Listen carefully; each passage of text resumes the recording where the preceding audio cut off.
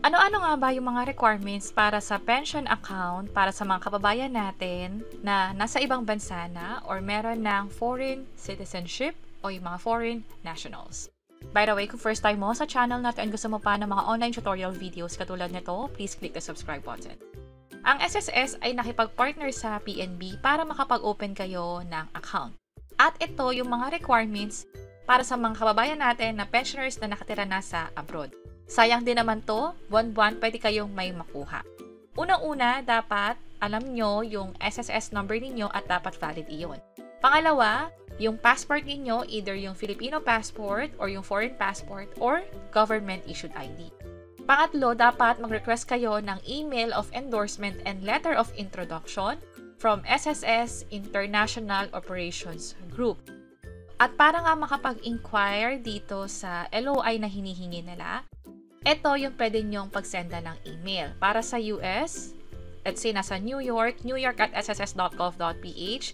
Para sa LA, andito naman yung email address niyan. Also, para sa ibang bansa katulad ng sa Canada at sa UK, merong Toronto at sss.gov.ph. Meron pang iba dito. Sa UK naman, London at sss.gov.ph. At para sa ibang bansa dito sa Asia, Hong Kong at sss.gov.ph. At meron pang iba dito.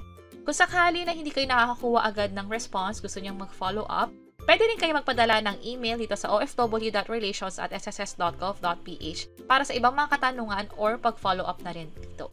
Itong tatlong requirements na to, yung basic requirements na hinihingi ng PNB. Pero just in case na kailangan pang i-verify yung details ninyo, pwede pa silang mag-require sa inyo ng additional IDs na din. Kung sakaling may concerns kayo tungkol dyan, bago nga naman kayo pumunta sa branch, mas maganda na mag-inquire muna sa PNB or pwede rin kayong mag-email sa kanila mismo. At dahil ito nga yung mga requirements, i-highlight ko lang din na ito ay available sa mga bansang ito sa ngayon, sa US, UK, Canada, Japan, Singapore, Hong Kong, at Guam na din.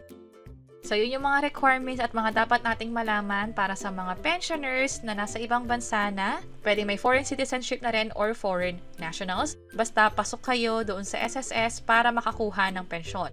Pwedeng lump sum or monthly.